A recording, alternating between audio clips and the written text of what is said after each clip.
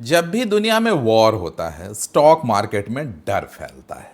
लेकिन एक सेक्टर ऐसा है जो अक्सर ऐसे समय में गिरने की बजाय और मजबूत हो जाता है, और वो है हमारा डिफेंस सेक्टर।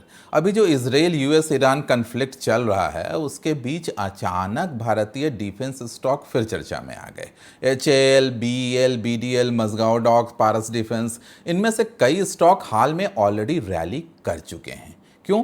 क्योंकि जब जियोपॉलिटिकल टेंशन बढ़ता है तो दुनिया के देश डिफेंस स्पेंडिंग बढ़ाते हैं, और इससे डिफेंस कंपनियों के ऑर्डर बुक्स बढ़ते हैं, और फर्दर उम्मीद बनती है कि फ्यूचर में भी उनके बैलेंस शीट्स इंप्रूव होंगे। लेकिन बड़ा सवाल ये है कि क्या डिफेंस स्टॉक अभी भी निवेश के लिए सही हैं, या ये स्टॉक पहले ही बहुत महंगे हो चुके हैं? अगर मिडल ईस्ट वॉर लंबा चलता है तो इनका भविष्य क्या होगा? आज के इस हम वीडियो में समझेंगे कि बेसिकली डिफेंस स्टॉक के प्रति हमारी स्ट्रैटेजी होनी क्या चाहिए। दोस्तों, मेरा नाम है सौरभ सुमन और मैं हूं आपका पर्सनल वेल्थ गाइड, और आप देख रहे हैं मेरा चैनल इन्वेस्टिंग विद सौरभ। मैं एक सेबी रजिस्टर्ड इन्वेस्टमेंट एडवाइजर नहीं हूं, इसलिए कोई भी निवेश करने से पहले अपने वित्तीय सलाहकार की राय जरूर लें। सबसे पहले समझते हैं कि अचानक से डिफेंस स्टॉक इतना महत्वपूर्ण क्यों हो गया है। इसके तीन बड़े कारण हैं। ग्लोबल जियोपॉलिटिक्स बदल रही है। पहला, आज दुनिया में कई कॉन्फ्लिक्ट्स चल रहे हैं already. Russia Ukraine war, Israel Hamas war, Israel Iran tension, US Iran confrontation, और अब हाल में मिडल ईस्ट में टेंशन और बढ़ गई है। इस कारण से ग्लोबल इन्वेस्टर्स डिफेंस कंपनीज की तरफ ध्यान दे रहे हैं। हाल में खबर आई कि एचएएल, बीईएल, पारस डिफेंस, बीडीएल जैसे डिफेंस स्टॉक में 10 से 13% तक की तेजी देखी गई जब मिडल ईस्ट कन्फ्लिक्ट बढ़ा। अब ये बात सिर्फ इंडिया तक सीमित नहीं है, डिफेंस स्पेंडिंग ग्लोबली बढ़ रही है। दुनिया के लगभग सभी देश डिफेंस बजट बढ़ा रहे हैं, और भारत भी इसमें पीछे नहीं है। भारत का 2026 का डिफेंस बजट लगभग 6.8 लाख करोड़ का है, जो कि कुल सरकारी खर्चे का लगभग 13% है।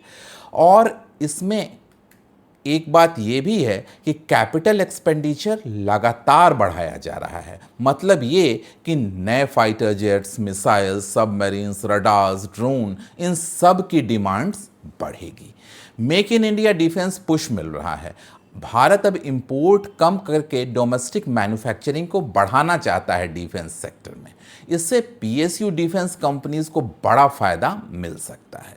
भारत के प्रमुख डिफेंस स्टॉक्स की बात करें तो इनमें जो लिस्टेड प्लेयर्स हैं, एचएएल ऑफ कोर्स भारत की सबसे बड़ी एरोस्पेस डिफेंस कंपनी, ये बनाती है fighter aircrafts, helicopters, engines, aircraft maintenance का भी काम एचएएल करती है, और इंडियन एयरफोर्स के कई प्लेटफॉर्म्स भी एचएएल से आते हैं। एचएएल का ऑर्डर बुक लगातार बढ़ता जा रहा है अगर आप देखें। इसके अलावा भारत इलेक्ट्रॉनिक्स यानी बीईएल, ये डिफेंस इलेक्ट्रॉनिक्स कंपनी है। ये बनाती है radars, electronic warfare system, missile guided system, communication systems, और बीईएल को अक्सर इंडियन डिफेंस इलेक्ट्रॉनिक्स का बैकबोन कहा जाता है। इसके अलावा भारत डायनेमिक्स लिमिटेड बीडीएल, ये कंपनी प्राइमरीली बनाती है missile, torpedoes, anti tank system, और भारत के मिसाइल प्रोग्राम में बीडीएल की बड़ी भूमिका रही है। मझगांव डॉक शिपयार्ड्स, ये नेवल डिफेंस कंपनी है। ये बनाती है सबमरीन्स, डिस्ट्रॉयर्स, वॉरशिप्स, और इंडियन नेवी के कई बड़े बड़े प्रोजेक्ट्स मझगांव डॉक्स के पास हैं। पारस डिफेंस की बात करें तो ये प्राइवेट डिफेंस कंपनी है। ये बनाती है defence optics, space components, electro optic system, और हाल में इंटरनेशनल टेक्नोलॉजी कोलैबोरेशन के कारण इस स्टॉक में तेज़ी देखी गई है। अब डिफेंस स्टॉक्स की वैल्यूएशन की बात करते हैं, जो सबसे इंपॉर्टेंट हिस्सा है। स्टॉक्स तो सबको पता है जो मैंने बताए। डिवैल्यूएशन की बात करें तो क्या अभी भी सस्ते हैं? सच ये है कि पिछले 3-4 सालों में डिफेंस स्टॉक में बहुत बड़ी रैली आ चुकी है। कुछ स्टॉक्स तो 300, 500 या 1000% तक की रैली दिखा चुके हैं। इस कारण वैल्यूएशन एक बहुत बड़ा मुद्दा बन गया है।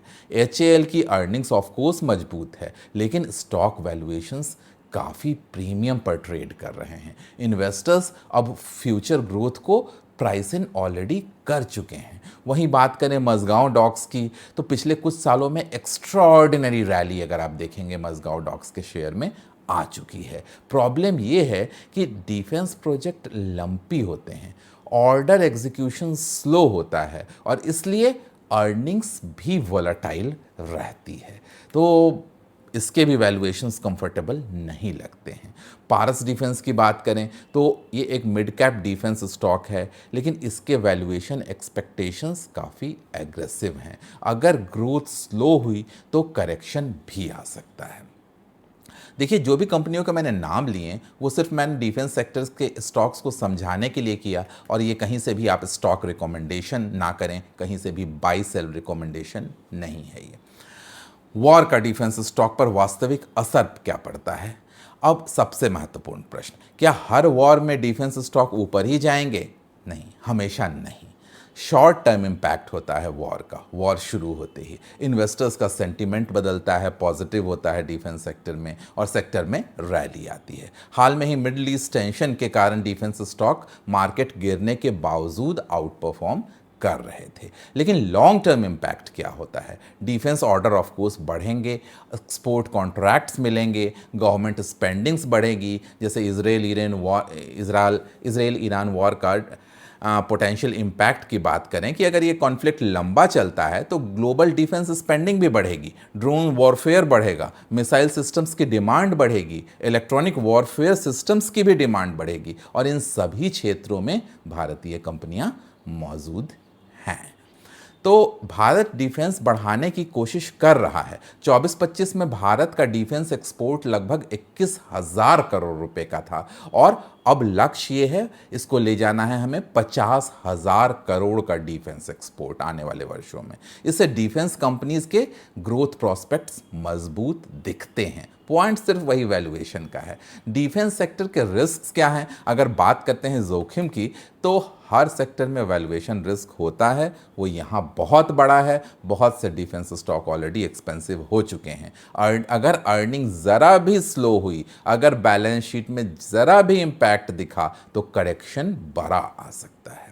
गवर्नमेंट डिपेंडेंसी बहुत ज़्यादा होती है इन कंपनियों के। सबसे बड़ा कस्टम इनका जो होता है वो इंडियन गवर्नमेंट ही होती है। अगर डिफेंस स्पेंडिंग गवर्नमेंट की स्लो हुई तो ग्रोथ भी स्लो होगा इन कंपनियों में। अगर प्रोजेक्ट एग्जीक्यूशन डिले होते हैं इन कंपनियों के, तो डिफेंस कंपनियों के रेवेन्यू में असर आएगा।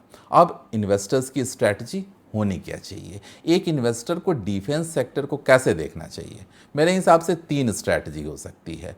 लॉन्ग टर्म स्ट्रक्चरल प्ले, यानी डिफेंस सेक्टर भारत के लिए एक बहुत ही मजबूत स्ट्रैटेजिक सेक्टर है और इसे as a long term investment opportunity देखा जा सकता है। लेकिन दूसरी स्ट्रैटेजी, वैल्यूएशन डिसिप्लिन बहुत ज़रूरी है। हर डिफेंस स्टॉक अच्छा नहीं होता है, इसका स्टॉक प्राइस बहुत महत्वपूर्ण है हमारी इन्वेस्टमेंट प्लानिंग में। और तीसरा, डाइवर्सिफिकेशन। सिर्फ डिफेंस स्टॉक का पोर्टफोलियो नहीं बनाना है, वरना आप मुश्किल में पड़ जाएंगे। ये एक छोटा सा हिस्सा हो सकता है आपकी पोर्टफोलियो का। तो दोस्तों, डिफेंस सेक्टर एक बहुत पावरफुल थीम है, लेकिन ये 3 बातें याद रखिए कि war headlines short term rally ला सकती है, रियल ग्रोथ डिफेंस ऑर्डर से आते हैं, और वैल्यूएशन हमेशा ही इम्पॉर्टेंट है। और अगर इन्वेस्टर डिसिप्लिन के साथ डिफेंस सेक्टर को समझे तो आने वाले वर्षों में एक बड़ी अपॉर्चुनिटी बन सकती है। दोस्तों, इनसाइट मिली होगी डिफेंस सेक्टर स्टॉक्स के बारे में। जल्दी ही मिलेंगे किसी ऐसे नए वीडियो के साथ। तब तक सौरभ सुमन साइनिंग ऑफ।